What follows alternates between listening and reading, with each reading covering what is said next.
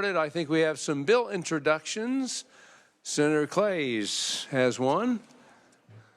Thank you, Mr. Chairman. I've got the regulatory sandbox bill. It is 24 RS 2906.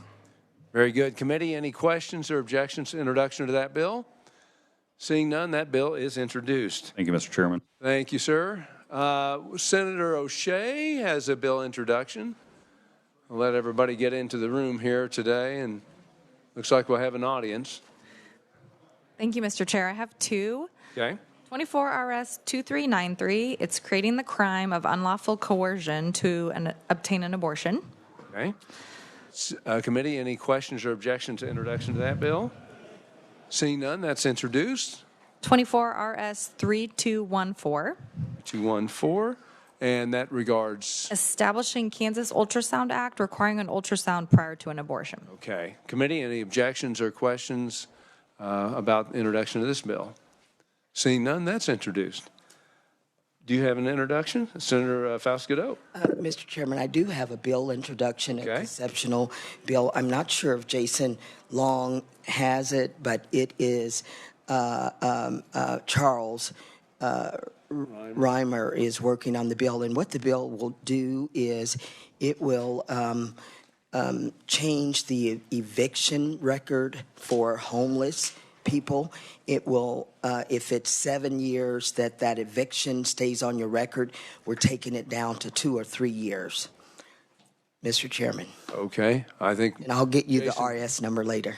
Okay, yeah, okay. Committee, any questions or objections to introduction to that bill? I think Jason can probably cross-reference it based on that. And then, Mr. Chairman, I do have an introduction of individuals in the audience. Let me finish up bill introductions first. Okay. Any other bill introductions from the audience? Senator Holscher. Thank you, Mr. Chair. I actually have a question in regard to a bill. Last year, I introduced SB 137 in this committee, which is the Safe Storage Act. It was then transferred to the Judiciary Committee, where Senator Warren has not taken any action on the bill. And I know there have been a lot of emails coming in light of the tragedy that unfolded last Wednesday to have that bill transferred back here for a hearing. So I'm just asking on behalf of the people, would you be willing to transfer that bill back here to do a hearing? I'd have to talk with the Senate President, see what their disposition on that is. Okay, yeah, thank you. Thank you. Any other bill introductions? I do have one. It's 24 RS 3029. Has to do with campaign filing deadlines. Committee, any objections or questions regarding the introduction of that bill? Yes, ma'am. Senator Faust-Godot. Mr. Chairman, so filing deadlines to what? This is for filing for if a, and I'm introducing this on behalf of somebody else, if a candidate, it restricts them from filing like 2 years out ahead to a reasonable time period, because I think sometimes Secretary of State will close the filing on one election and then immediately reopen it, and so it creates a lot of confusion on timelines. So any other questions on that bill? Seeing none, that is introduced. Okay, we're going to open the hearing on Senate Bill. Introduction. Point of personal privilege. Thank you, Mr. Chairman. I'd like to acknowledge LaWanda DeShazer and Marquita Atkins. They are here with, it's Black Legislative Day in the Capitol, but they represent Progeny, a youth group that advocates for eliminating fees and fines for young people. And LaWanda DeShazer is the director of the Wichita NAACP Youth Program, and like to welcome them to the Capitol and to the Senate Federal and State Affairs Committee today. Thank you. Thank you, Senator. I noticed a few folks in the rotunda today. And I want to recognize my pastor, Pastor Willard Dallas. Welcome all to Federal and State Affairs and to the Senate. And my other pastor, Marcia Haney. Wave, Marcia. We've got everybody here today. So I do. Thank you. Thank you. Very good. Thanks, Senator. All right. Now we're going to open Senate Bill 513. For the sake of time, for all the conferees, we'll have 20 minutes for oral proponent testimony. We don't have any neutral oral. Well, no, I don't believe we do. And then oral, we'll have the secretary or the treasurer stand for questions if I don't think he's going to provide any oral testimony, actually. And then our oral opponents also 20 minutes. So before we get started, I'm going to turn it over to Jason Long, who I think is catching his breath, and can give us a brief on Senate Bill 513. Jason? Thank you, Mr. Chairman. Members of the committee, Senate Bill 513 would create actually two acts, the Kansas Specie Legal Tender Act and the Kansas Bullion Depository Act. The first act, the Legal Tender Act, will look somewhat familiar to this committee as it was addressed in an earlier bill, Senate Bill 303. This version has a few minor changes to it. Essentially authorizes gold and silver specie to be legal tender in the state of Kansas, and by agreement, such can be exchanged as legal tender for goods and services in the state. It does not require anybody to accept specie legal tender and payment for those goods and services, but does allow for the exchange of legal tender. Such exchange of legal tender would not create any tax liability except for taxable distributions from retirement plan accounts that hold specie as an asset. Those would be a taxable distribution. It also, Senate Bill 513, this is a slight difference from 303, as I believe, would declare gold and silver bullion to be not personal property, and any purchase or sale of that bullion would not create any tax liability. Bullion, for the committee's benefit, is defined under the bill as gold or silver of any shape or form that is uniform in content and purity, and that is stamped or imprinted with that weight and purity on it. When we talk about specie legal tender, it's defined as gold or silver coin or bullion that is transacted as legal tender under the Act. I will note for the committee's benefit, this bill does not include an amendment to Kansas income tax law to create the appropriate adjustment for Kansas income tax purposes when reporting gains on the sale of specie legal tender that was in Senate Bill 303. If the committee decides to look into this bill further, it might consider an appropriate state income tax law amendment on that respect. The other part of the Legal Tender Act that is also new would direct the state treasurer to approve an electronic state currency that would be a valid form of payment in the state of Kansas. This would be a currency approved by the state treasurer and administered by a vendor selected through the state's competitive bid process. The electronic currency would be backed by specie legal tender that is deposited for the benefit of the person holding the currency in a secured vault that is approved by the state treasurer. That secured vault would be subject to security, insurance, audit, and inspection requirements as specified in rules and regulations adopted by the state treasurer. The currency holder would be able to transfer such electronic currency to another person through electronic means, exchange it for other forms of legal tender, or redeem it for the corresponding amount of specie legal tender, and would be permitted to use electronic currency for the payment of any taxes or fees that are collected through the Kansas Department of Revenue. The bill would require the state treasurer to submit an annual report to the legislature on the status of approved currencies under this act and any recommendations on statutory amendments. The other act created under 513 is the Kansas Bullion Depository Act. This act would authorize the state treasurer to establish and administer bullion depositories for the secure storage of gold and silver bullion in the state. The treasurer may contract with a third party to administer each depository that is established. Each depository would be required to have state-of-the-art security measures, sufficient insurance to cover the full value of the bullion stored within, and submit to biannual audits to verify the amount and value of such bullion. The depository could not be terminated or transferred to any private entity without prior legislative approval, and the treasurer would be required to submit annual reports to the legislature on the operations and status of each depository. The Depository Act would also allow any individual, business, or governmental entity to establish a depository account.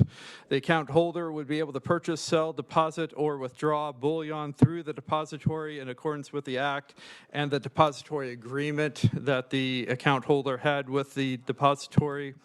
This includes state agencies, counties, and other municipalities. And the state treasurer would also be allowed to deposit state monies into the depository in the form of bullion. Senate Bill 513 would also state that any proposed confiscation, requisition, seizure, or other attempt to control the bullion deposits of an account holder by any governmental or quasi-governmental entity that is not a state of Kansas entity would be declared null and void. Notice of such action would be provided to the account holder, and steps would be taken to secure the deposit until the account holder can take possession of the bullion. State treasurer is directed to refer all such matters to the Attorney General for resolution. Finally, Senate Bill 513 authorizes the Director of Investments for the state to invest in specie legal tender, but such investments cannot exceed 20% of the pooled money investment portfolio. Both acts would go into effect on July 1st if this bill is enacted, and I'd be happy to stand for any questions. Thank you, Jason. Questions? Senator Faust-Godot. Thank you, Mr. Chairman. Jason, what's the major difference between this legislation and the one we heard similar to? So probably the most significant change is the fact that there's a whole nother Bullion Depository Act in Senate Bill 513, and none of that was in Senate Bill 303.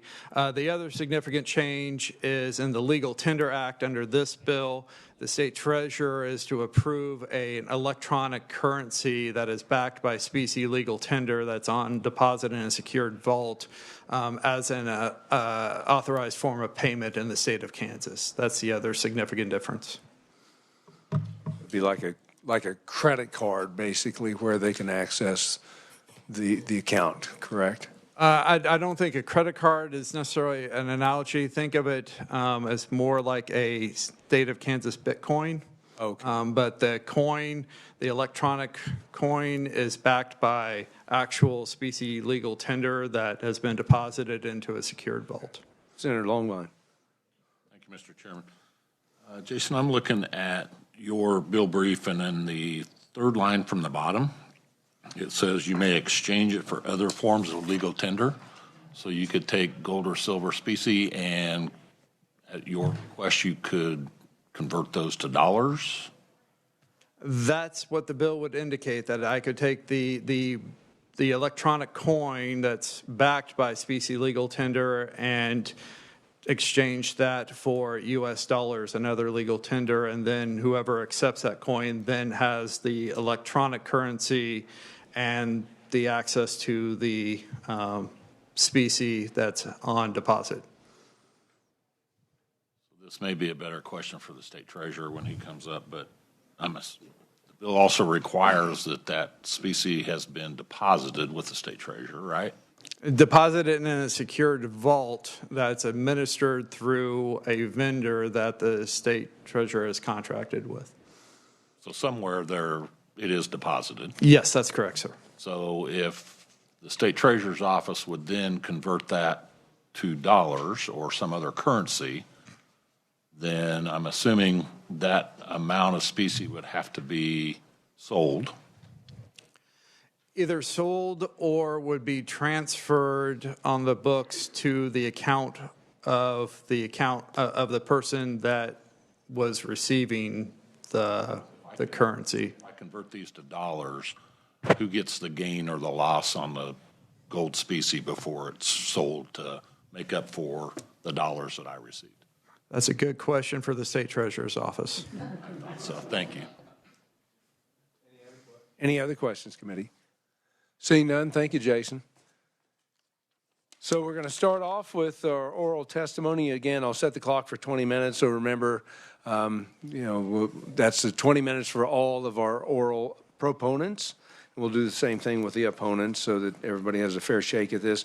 So remember that if you run long, you're cutting into the testimony of someone else. So up first, we have Representative Michael Murphy from District 114. And we'll start the clock now, Mike. Thank you, Chairman. I'll try to keep this brief to let the experts have a little more time. But Michael Murphy, 114th District.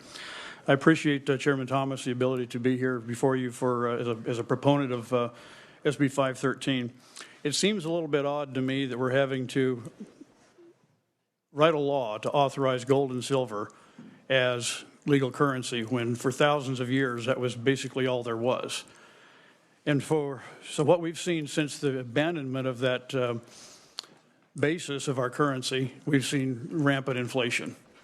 And when that currency was abandoned, what a dollar would buy back then takes $7.22 now.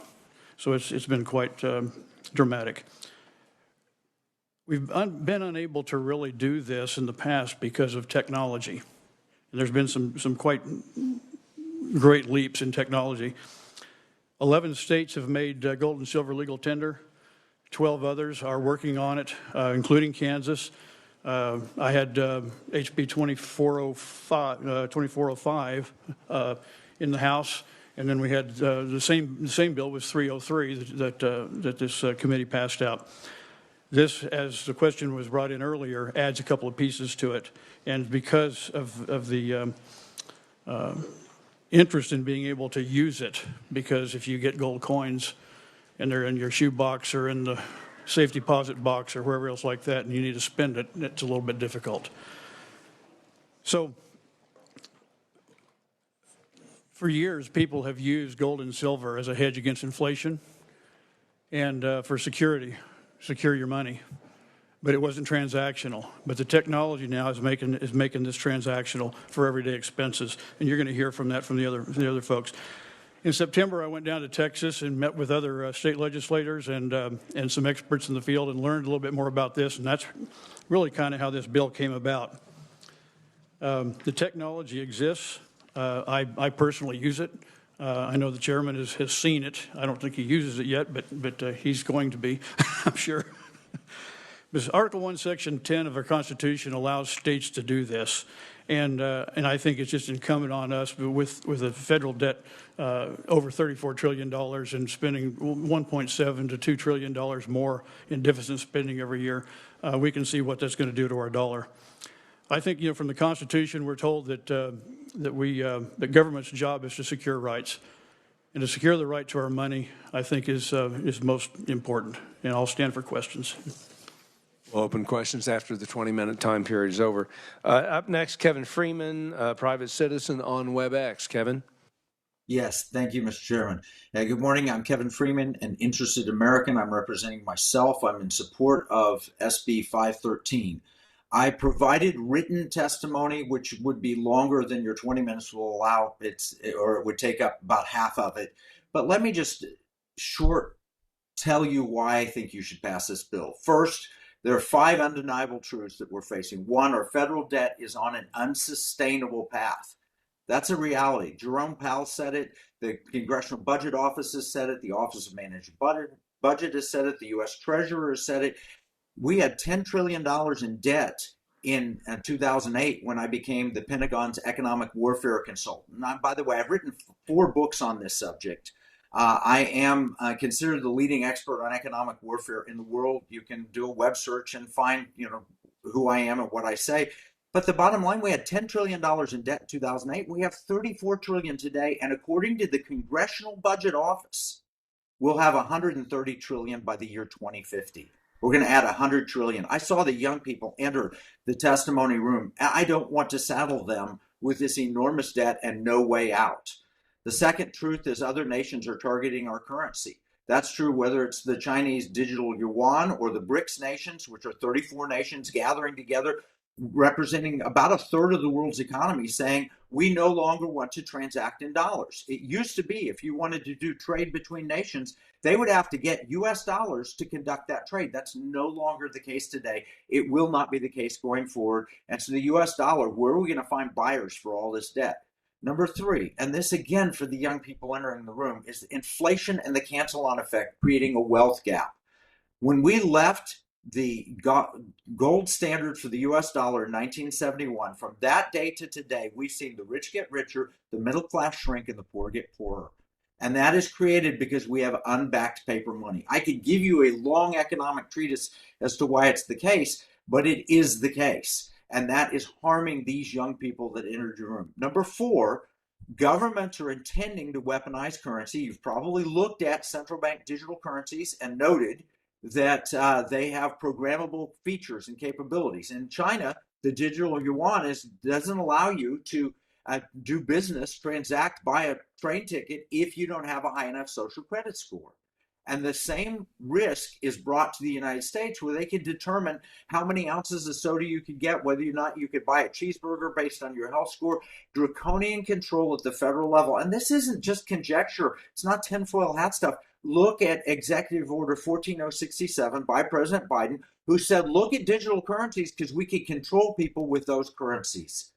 And number 5, our money's changing anyway. Whether we like it or not, we have PayPal, Venmo, Zoom, Zelle. We have all these different ways to pay and send and use money, Bitcoin, you name it. But the Constitution, Article 1, Section 10, provides the state one opportunity to address these kind of monetary risks. This was a fail-safe put in by our founders. You know, Thomas Jefferson used the words, he said, paper is poverty. They warned against us ever having an unbacked paper currency. We'd rack up all this debt. That's what the founders told us in the Constitutional Convention. J.P. Morgan, the great financier, he said, gold is the only money, everything else is credit. Bottom line is, the young people in the room could actually get paid when they do a summer job, or when they go to work for their first job. They could be paid in gold and silver under this bill. And then they could take that gold and silver and spend it however they wanted to, whenever they wanted to, as opposed to just relying on Federal Reserve printed dollars. This is good for Kansas. It's good for the people. It's good for the state. It will not only bring additional economic opportunity to the state, there'll be whole industries that build around a gold and silver economy. We've seen it happen in other nations. And right now we see 25 states where I'm going to testify this afternoon in the West Virginia legislature on these very same things. I urge you to look at gold and silver coin as not property, but money and transactional. And if you do that, you'll open it up for the opportunity where citizens can transact business but won't be taxed at the federal level as capital gains. I don't believe that the IRS code does not allow the taxation of functional money that is also legal tender. That's currently under the IRS tax code. And under the Constitution and under the Supreme Court rulings, I believe you can offer an alternative monetary system, optional. I'm not saying people should dump their dollars or get rid of dollars. In fact, I think this will bless and help the dollar to get stronger. Other nations, central banks around the world, are accumulating gold and silver at the central bank.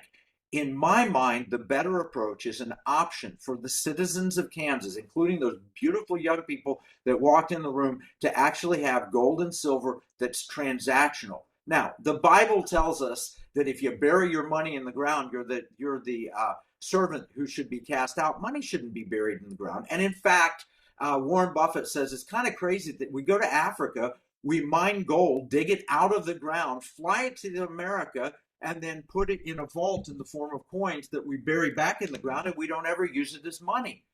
The number one objection to people owning gold and silver is they say, what would I do with it? I can't eat it. I'll tell you what I did. 2 weeks ago, I went to a grocery store and I used transactional gold and silver using existing technology, which you'll hear about from Jason Cousins, and I bought food with it. So I urge you to consider passing this bill, SB 513, for the good of Kansas, for the good of America. Thank you. Thank you, Kevin. Up next, Jason Cousins, founder and CEO of Glint Pay. And we're about the 10-minute mark, so we're about halfway through on that. Chairman and members of the committee, yes, my name is Jason Cousins. I'm the founder of Glint Pay Inc. here in the US and Glint Pay Limited in the UK. Thank you for the opportunity to testify. I was born and educated in England, so hopefully we don't need a translator, but thankfully you do have my written testimony. So I want to really get across something really important. Nothing new needs to be built for this to run. The federal banking and the state money transmitter service regulatory framework already exists for this. Article 1, Section 10, as Kevin said, gives us permission for this. And solutions are live, tried, and tested. I paid for my hotel last night with gold. I paid for my dinner with gold. My flight here with gold. My Wi-Fi on my flight at 35,000 feet in the air cost 0.35 grams of gold. And the Kansas toll on the way from Kansas City here cost 0.06 grams of gold. This is just another way to pay. This is just another type of account. And it allows you to participate independently of and yet totally integrated with the existing financial system. And one example of a private turnkey solution for that is Glint. Through the platform and the app and the debit card and our experienced team, we're able to offer gold as everyday money. Just to put some stats around that, we have over 200,000 registered users, many of them in the in fact, the majority of them in the United States, many of them in Kansas. The clients have done about heading towards $500 million worth of transactions in gold so far. It's like the user experience is like a modern banking app, but that's where the comparison ends. Your money in that in this account is not put at risk in the way it is with a fractional reserve banking system, and your purchasing power of your money, unlike fiat currency, tends to increase or be maintained over the long run. Of course, how does this exactly work? Well, first of all, it was conceptualized in 2008 when I personally realized that a bank is not a risk-free deposit of funds and that my money had depreciated already by then by 85%. In COVID, I think 20% of all US dollars in existence were printed, and we're now nearly at 90% of the purchasing power of our money. It's not just in the US, it's kind of systemic for all fiat currencies, has depreciated in my lifetime. So look, my belief, the belief of our company, our vision, is a world where everyone has an equal opportunity to prosper. So we created this product. It's regulated. We sit within the existing regulatory frameworks. You have to download the app. Once you've passed all your KYC and anti-money laundering requirements, which we have upon us, you can then buy, save, and even receive as little as 1 cent's worth of gold. Of course, that gold is real physical gold to the international LBMA standard, which is obviously now used by central banks. Effectively, this is giving people their own personal central bank that's backed by gold. The option for that anyway. It's vaulted in a secure vault that's insured. That could be Lloyd's of London, like it is with Glint. Of course, that vault could be in Kansas if they wanted. It could be either contracted to a vendor or it could be a state-built one. It's important to redeem gold. I believe everybody should have some physical gold in their possession at all times. But with Glint and with this type of product that you'd be able to have for Kansas, your gold is in your pocket at all times and available. And the tech-driven economies of scale allow for very low fees, which are really important for reducing friction and using this as everyday money. So with this, let's be clear as well, it's not just about the debit card. You can pay using gold from one Glint account to another. So, Chairman, if I was fortunate enough for you to do something for me, I could gift you some gold. My son is always happy for me to demonstrate this because, of course, he ends up accumulating more. That's outside of the banking system using an independent form of money. But it is important to integrate this with the existing financial system. And we do that by enabling a USD wallet in the account. That, sir, is held at an FDIC-insured bank, which I think should be in the state, and it could be in the state here as well. And we also, of course, are a premium MasterCard member. We're card agnostic, provided it could be Visa, but we happen to be a MasterCard member partner, and we have the debit card. No credit card, sir. There's no credit in the system at all. And with that, I'm able to swipe my card. We analyze the exact cost of the price of gold in that millisecond. We determine whether a customer has enough to be able to pay for the transaction. We authorize it, all done within 200 milliseconds, and we sell that gold, and the proceeds go back through the system to the merchant, all done automatically. Right now, there are transactions happening. I have no idea what's going on there, but my team do, and they monitor that, of course. And everything is audited. We're subject, under the regulations, we're subject to various audits. We have our own independent audit of the metals as well, and I would trust that the state would want to make sure that those audits happen on a regular basis. From a fiscal budget perspective, I think it could be minimal if a vendor is used. It could generate revenue for the states, but of course costs could escalate depending on the state's business model. And I'll just leave you with this, really. Glint exemplifies the feasibility of this and being able to be done in an easy to use way in a compliant fashion. And Kansas, as the heart of America, could become the golden heart of America, the sound money capital of the world, so to speak, and be a major hub in what is a $5 trillion financial gold economy. You're not working from barren fields. This groundwork has already been done. The crop is already growing. Its nourishment is savored globally, but it is morally taxed and hoarded in central bank silos. So we're not asking for a free lunch. I think just an equal opportunity to prosper, and I encourage you all to support this bill. Thank you very much for your time. Thank you, Jason. And, of course, we'll appreciate the speed. Up next, Mike Carter, private citizen. We still have about 4 minutes left, Mike. And we have one behind you. I'm Mike Carter. I'm here as kind of a concerned citizen activist. I'm also a co-founder of the National Security Investment Consultant Institute, where we work on geopolitical threats and key economic threats around the country and develop real solutions. This is one of that we've been working, and we now have 25 states looking at this legislation right now. And for purposes of time, I'm going to keep it really simple. For the first time ever, now everyone can afford to own gold. Up until now, that's not been a possibility. The reality is rich people have a way to go ahead and have gold, and they have financial advisors, and they can put it in IRAs and all that kind of stuff. But imagine this, being able to take part of what you make in a paycheck, put it in a bullion depository, and then attach an ATM or a debit card with that, and be able to spend that anywhere you spend MasterCard. I was in an Uber car the other day and talked about this and paid for it, and the Uber driver would not let me out of the car at the airport until he figured out how he could do this. He goes, "This is absolutely amazing. Everybody needs to have a shot at this." So think about it this way. I'm a hardworking American out there. I don't want to be able to have to go to a broker, buy gold, do all these different things, not be able to sell it. If I can start putting a little bit in my Kansas depository, whether that's $5, $10, $100 a month, maybe over a year I got $1,200. That's keeping up with inflation out there. But if I need it for an emergency, it's transactionable. Okay, if my kids need to buy tennis shoes, if my car breaks down, I can spend that. I might prefer to keep it because it's a natural hedge against inflation, but I have the ability to transact if I want to do that. I will tell you that Kansans are going to love this idea. This is a huge opportunity that's constitutional. The technology is there to do it today, and it addresses all the key consumer concerns for those that haven't been able to own gold and silver, which is a natural hedge against inflation, to be able to understand that the gold is pure, the gold is secure, and they can sell it when they need to sell it. This went from an idea to a movement across the country now. Other states are saying, all right, how can we work together to form a compact of states to make sure we're interacting, much like toll tags and things like that. And so you're going to see this movement happening across America. I'd love to see Kansas lead with it. I think you are well positioned with it. This is the place where the Yellow Brick Road started, which is a whole analogy on gold and silver. And I think Kansas is positioned to do this the right way. So thank you for your time.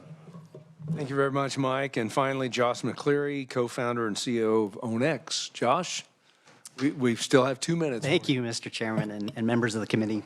I'm going to pass around a silver bar here in a little bit just as a show and tell, if that's okay. But I have just a short amount of time. And so my experience in this industry has given me a deep appreciation for the role that gold and silver play. We're based out of Lawrence, Kansas, as a local company also. And I just believe this ensures financial stability and security for Kansas and for Kansans. So for execution and implementation, though, I know there's always questions around that.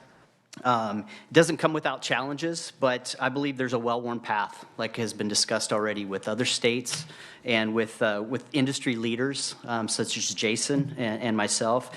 For example, at OwnX, we've built and refined a technology platform that's a private version of much of what's in this bill, and that we have deep relationships with metal suppliers and depository facilities.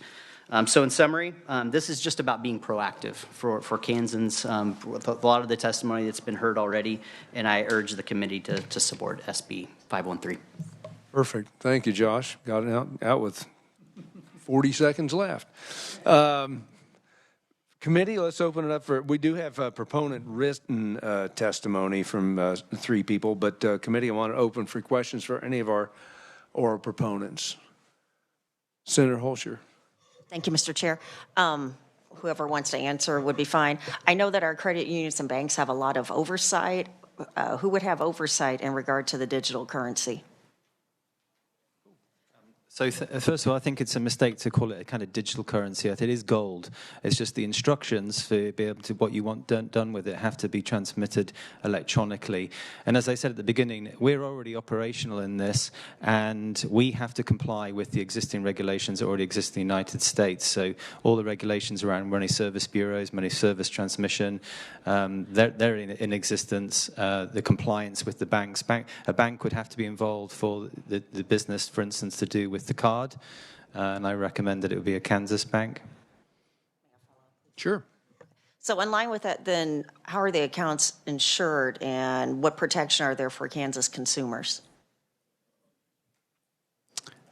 So first of all, maybe you're referring to FDIC insurance as an example. So the reason why governments have federal deposit insurance schemes like that is because that money is by design lent out. There is no money in the bank, maybe 10%. That money is put at risk. By design, this is a system where your gold is not put at risk, so it doesn't have the same levels of risk. But what we do is that we have monthly metals audits done by an independent auditor, and I would recommend that the state treasurer is a person who has to be who instructs that and checks that gold is definitely there. Yeah, the vault is insured, but someone like Lloyd's of London. I think Texas has a depository, I know. Yeah, Texas has a depository. Brinks has a depository in every state in this country, including Kansas. Only 4 of them, I think, are gold depositories, but they've already drawn up plans to convert their cash depositories, including the one in Kansas, into a gold depository, and it can be done quite quickly. And of course, as you said, you could work with another state, such as Texas, to use theirs. Senator Cluse. Thank you, Mr. Chairman. You may have said it in passing. The question was how many states are currently using this? You said there was 20-some that were considering the legislation. Whoever can answer that. We've got about 25 right now that are considering legislation, drafting, or doing hearings right now. This afternoon, we have one in West Virginia. Last week or 2 weeks ago, I was in Tennessee, and then Georgia and Florida. There's multiple states across the country looking at this, and those states, as we have that, treasurers are talking together and saying, all right, how do we form this kind of compact of the state? How do we work together on these things? Although each state will be independent, it's very much a plug and play. As you can see, the processes and systems are in place to make this go. So how many currently have it right now, this legislation? Nobody has transactional gold and silver legislation right now. I think there's 11 or 12 that have recognized as gold and silver as legal tender right now. But this legislation is new, and it's come from an idea to a movement because we have the technology today to do this. We've got the constitutional pieces to do it, and we've got all the macroeconomic reasons why we should be doing it now. Elaine, I heard there might be a federal bill that removes the capital gains on gold or precious metal. Could you research that for the committee? I have one question for Mr. Cousins. There's been some comparison of this with Bitcoin. If you could just speak to that. I think that the proponents of Bitcoin have some similar views to, for instance, myself, in that we need a sound money that is that our citizens can rely on. But I think my personal view is that anything the definition of which is dependent on a human being is subject to corruption, even if there is no intention to do that in the beginning. Gold's created when two neutron stars collide. It's somewhat call it God's money. It cannot be changed. It is what is called immutable and is one of the main qualities to why it has stood the test of time for thousands of years, being used as money, still today used as the currency of last resort by central banks, and it is the only currency that's valued everywhere on this planet. Fighter pilots in the Air Force sew gold coins into their belts in case they eject into enemy territory. They don't do that with Bitcoin. But I do think that the Bitcoin community, there's some good meaning people in there, and I think it's a very interesting thing. I think in time it might develop into something that is a stable currency. It's not based on anything but air at this point. Not at the moment, no. If I could just jump in too, this addresses specifically gold and silver for one reason, Article 1, Section 10, which says we can only use gold and silver. So we've often seen Bitcoin say, well, can we do this too? And when it's in the Constitution, yes, we can. I'm not against Bitcoin, but we're focused on things that are constitutional as we address this. Thank you. I have time for one very short question. Yes. Mr. Chairman, thank you. So for the gentleman that gave us the bar, the gold bar, so where did, yes, if you could come to the podium, where did you get that? Where is it from? Yeah, so we actually have partners on the refining side of the business and also just large wholesalers. So we contract with them to supply our depositories for our business. We have depository locations right now in Texas and one in Delaware, and they supply that metal to us at a pretty close to what the spot price of the metal is, and we mark it up slightly and sell it to the clients. All righty. Committee, and I've got my truck downstairs. I'm going to back it up, if you could just fill it up. Next, we have neutral oral testimony. Actually, our state treasurer was not going to provide oral testimony, but I think Senator Longbine, did you want to check with him on that one question you had regarding the funds? Well, absolutely, yes. If our treasurer would step up and have Senator Longbine has a couple questions about the administration of this, I believe. Good morning, Mr. Treasurer. Good morning, Senators. How are you? Wonderful. In looking at your testimony, written testimony, it appears that you have a number of concerns about the depositories and exactly how this bill would work. Can you expand on that a little bit? Glad to do what I can, and I have questions on how we make the details come together. I wouldn't hold myself out as an expert on that, but as we go through the bill, the first things that stood out to me on page 2, when we get to line 21, we hit what the Treasurer's Office shall do. And a little further down on line 31, it says, ensure that the legal tender is deposited in a secure vault located within the state and approved by the state treasurer. I understood that there may be options to have the gold located somewhere else, certainly sourced from anywhere, but that one phrase seemed pretty directive, and perhaps there's another line in the bill that provides some flexibility. I don't necessarily know that that was the intent, but depending on the timing with which the legislature wanted to enact that, knowing whether or not we had that facility available, secure, and the ability just to source, handle, account for, et cetera, on the gold a little further down, just to make sure we have everything. And to Senator Holscher's question on 37, security and insurance requirements. So we would want to figure out at least how to ensure our location. I don't know that we need to have the FDIC type thing as was addressed earlier, but what are those things that we need to set up, which today we wouldn't have the resource or knowledge to do, but working with the legislature on the intent and the industry on what's available, we would certainly work to find those answers. The other piece that I don't know to that is cost and what that cost would do on the transaction piece. There are others in the room that have more experience than I, but making sure that our uptake to the cost to do a state currency is just one that is a question. Thank you, Mr. Chairman, thank you for your answer there. I don't see anywhere in the bill where the State Treasurer's Office would be reimbursed from SGF, or are we going to put fees on this? How would you pay for this oversight and regulation? So another great question that I don't have the answer to, and it would once again depend on, are we implementing and holding things here? And in talking with Mr. Cousins and the ability to just set something up, if we wanted it to be here, there could be an upfront cost that we would have to get SGF funding for. If there is a way to do it under the existing systems and holding the gold in other secure locations that have been created and insured, the desire would be to get to a point that the fees and transactions would cover those costs. I don't know that it would initially. At a minimum, we have some auditing and accounting to do up front that we would not have the resources for in our current budget. And potentially much more as we get to, I think it's new Section 9 that has the maze.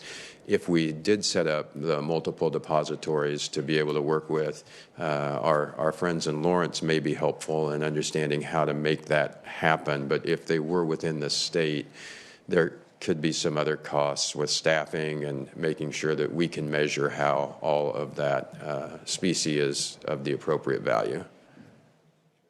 More, if I may. It appears that this is either new or crazy enough or whatever, that there may not be multiple vendors. So are you going to have to look at single source RFPs for the depository and the companies such as Glint? Is there competition enough that you're aware of that you could go through a normal bid process to do this, or are we promoting a single vendor type situation? So, and I don't have the answer to that at this time. The vendor that I'm aware of and have seen is Glint. I don't know of others that are there, something that we certainly would have to look at. Thank you, Mr. Chairman. Sure thing. Senator Clues. Thank you, Mr. Chairman, and thank you, Mr. Treasurer, for being here. So your testimony is neutral, but it sounds like may not be so neutral with the infrastructure, the implementation costs. There seems like a lot of unending questions. And, you know, when we have legislation come to this committee, whether it's a Treasury Department or other agencies, one of the things I try to look at is, are we agency ready? So can you just speak to that neutral for a second? And then I think I'm already seeing agency ready, but... You are correct. So agency ready is where we are not today. So we don't have that, and that's where we are neutral as we look to what the will of the legislature is, which will require the funding that goes along with that as we work to develop it. But today we are not, and that is why the testimony is neutral. Have you worked with any of the proponents on some of the components of this bill that you've got indigestion over? So yes, they took a call and spent quite a bit of time with me last week, which I appreciated to get a sense for how those systems work. Definitely gave me confidence that the system itself works if I wanted to have my individual account. The benefits and risks to the state currency is one that I still wouldn't be all the way there on trying to make sure. I know our key benefit would be the ability to avoid capital gains.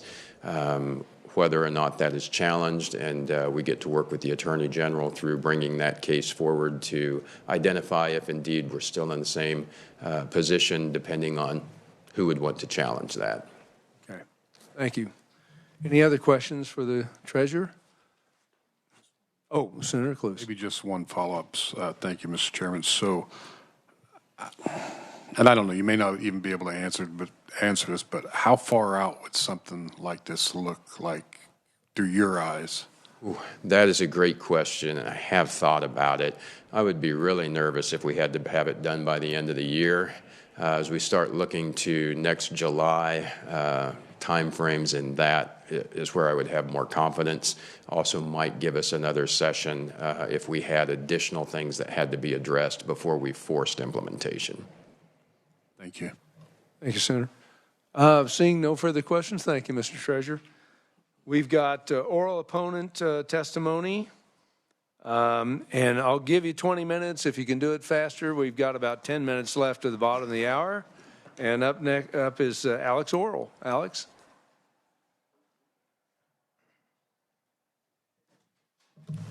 Good morning, committee. Alex Oral with Kansas Bankers Association. Going to deliver some oral opponent testimony today. Nice little joke for a Monday morning. So good to see you all today, and I do want to appreciate the proponents on their comments this morning. I have learned a lot. They testified this morning in the House committee as well on this piece of legislation. As you could tell by my testimony, I have lots of questions, and I have lots of notes on this issue too, and we do have concerns with the legislation. I know you just asked the treasurer whether, as groups worked with individual groups on some of the proponent testimony. That has not happened with us. I still have major questions about how a bank and credit union specifically, how they work in this individual transactions. I am not clear on that part, so I look forward to learning more on that piece. I'm going to focus on my opposing testimony on a few points here, and it's maybe more than a few, about 5 or 6, but I do have just general concern on the growth of government here. We always fight for limited government in this building and keeping the government out of your individual lives. I think this bill goes further than I think a lot of people believe that it does. I mean, there is a free market system right here. You have Glint, that is an app right now that people are currently using to buy gold. But they're currently doing it. So bringing the government into this does bring me a little bit of hesitancy and concern. Also, from a government tracking perspective of tracking your purchases and your transactions, allowing that to be controlled by the government and to track your individual gold transactions, I think is also concerning. That's just from me just trying to have your privacy and your liberty, and I think those violate those. I think lack of infrastructure is a major concern that the state treasurer mentioned. We do not have a depository here built. Safes are not very cheap. There's been mentions of other states that have talked about having their depositories, and I know Utah has one. They have mining going on there, so it's a little different scenario. But outsourcing that as well from the state government, of allowing that amount of control that has been granted and authorized by the government to now give that back up to, I think is counterproductive. Once again, you can already do this. They mentioned taxation and regarding the Constitution. Mr. Freeman this morning stated, I feel very good that the gains won't be taxed. I'm sorry, very good isn't good enough for me on that aspect. I think we need clarity there specifically when you're talking about people's money. The centralized power that we are going to be granting a state treasurer here to develop a currency and to control a depository. Treasurer Johnson is a fantastic gentleman. He's an extremely smart gentleman, taught me many things over the years, but centralizing that power with someone from a statewide elected perspective gives me major concern. It might not be Treasurer Johnson every time. It could be somebody that's not elected. Could be somebody that's appointed by a governor, whether Republican or Democrat or whatever political party. But granting that amount of authority over a currency in a system like this gives me concern, because we don't even allow that amount of power with the President of the United States to control our currency. So we're doing that here in Kansas. That's major, major concern. Economic perspectives, this brings you back, and you'll see in my testimony talking about a patchwork of state-level currencies. That's taking you back to the days of the Civil War.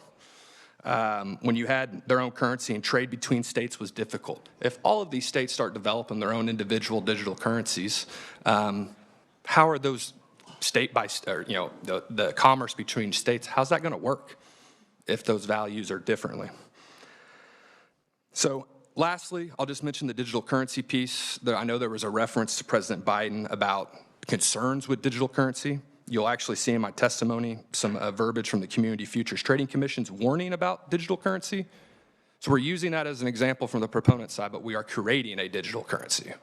Once again, I think it's a little, I think it goes against what we're trying to push for. So thank you, Mr. Chairman. I do appreciate the proponent's time. I think this is a very interesting subject, and I appreciate the opportunity to share our remarks today. Thank you. Thanks, Alex. Next is Michael Murray, Kansas Credit Union Association. Michael. Committee, thank you very much for the opportunity to testify opponent to Senate Bill 513.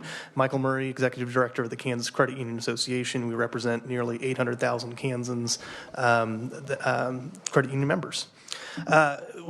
We have a lot of the same concerns that Alex just said involving the logistics of how this would work. You have 25 other states that are considering legislation in the ballpark of what we're talking about, but none have implemented it. Stephen Johnson is a terrific treasurer. I believe we've had 4 treasurers in just the last decade of varying political stripes that would probably run this depository in vastly different ways. The bill sets forward a vague framework, but then allows the treasurer significant deference for how they would run it. On the proponents keep bringing up how this would fit into some kind of already established regulatory framework, and we're not sure what that means. You have the NCUA with credit unions, FDIC with banks, CFPB on the consumer protection front. There's tons of rules and regulations that have been fought over for decades in financial institutions industry, and it's a significant financial burden on banks and credit unions. And there's a reason why there's not credit unions and banks, just new ones just springing up out of the ground. It's because over time the regulatory burden has become so hard on them that the trend is for smaller credit unions and banks to continue merging, because they have to hire full-time staff in order to deal with all the disclosure reporting requirements, everything involved. So there's a real chance that the cost of all this will balloon for the state if they're the one owning and operating this depository. And the other issue with regulation is that our regulators are fee funded in the state, both on the credit unions and with the banks. And there's a ballooning cost aspect here for the state that needs to be considered. And Alex kind of went through all the points about how the technology is already out there. It seems like people are able to use it in the state already.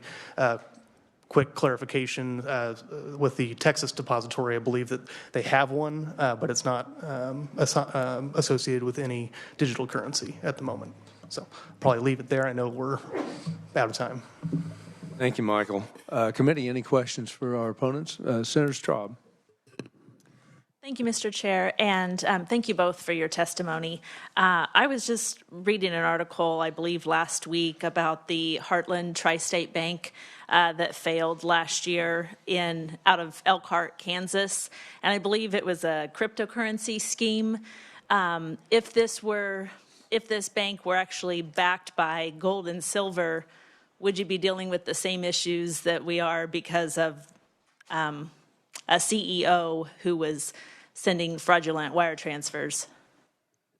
Yeah, and I would probably allow these guys to take, but I would say that's the FDIC would have had the deposits insured, and that amount of negligence is incredibly rare, and there's nothing preventing that from happening to an institution like this too. But I don't know if the banks would like to comment on that one.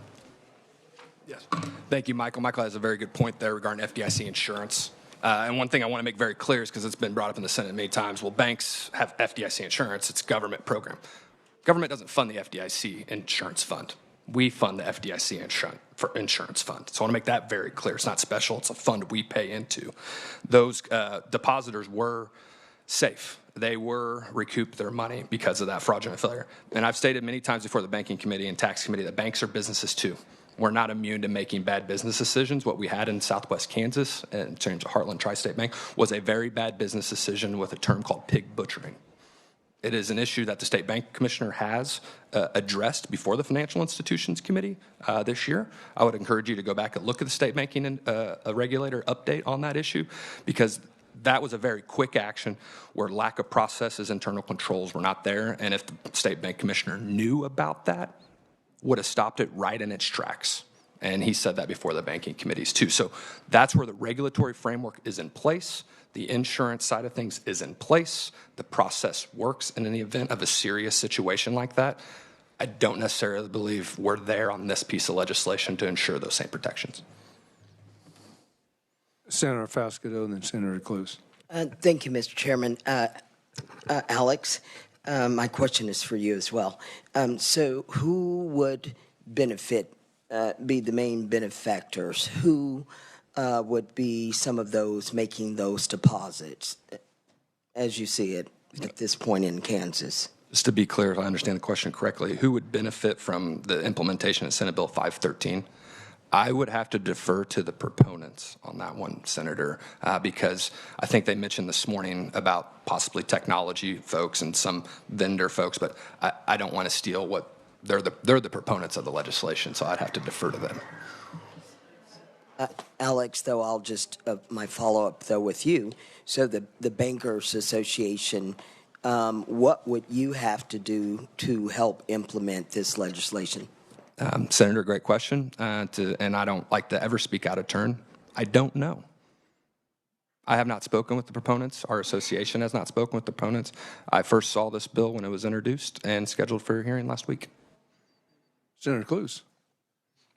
Thank you, Mr. Chairman. Alex, appreciate your testimony and interesting topic, deep dive. Appreciate your concerns. Could you just tell me, one of your concerns you had was the tracking, the government being able to track. I mean, there are a lot of that happening right now as far as like credit card use. I mean, we just heard about the administration kind of looking into transactions with different places like Cabela's and Dick's Sporting Good and stuff like that. Just so what would be different in your thoughts compared to what's already happening? Sure. No, just the overall concern. I got to take a couple steps back here, going back to when the proposal was to have financial institutions report every transaction that was more than $600. The IRS was trying to mandate us do that a couple of years ago. We talk about trying to use the financial sector as a police force. The federal government has continued to try and do that. And so that is still happening. And what the issue you're specifically talking about is merchant category codes. Credit card companies are, when you have your credit card, you can go to your statement, see how much you spent on dining, how much you spent on gas, how much you spent on travel, et cetera. There's been a push by some, and this is not this isn't our state banks or nationally chartered banks. They've actually testified on Congressional Hill that they're not implementing these types of things. Remember, banks are actually the middleman in that situation. We don't control the codes. The credit card companies control the codes. So there has been a push to implement a new merchant category code to track gun purchases and ammunition purchases. In the state of Colorado and the state of California, there's actually been state legislation that says you have to use those codes. So once again, this kind of brings me back a little bit, Mr. Chairman, to last year with a little ESG testimony that these mandates, they cut both ways, and both ways are bad. Any other questions? Seeing none, thank you, Alex. Okay, committee, we'll close the hearing then on Senate Bill 513. We'll have a hearing on, I believe it's 474 tomorrow.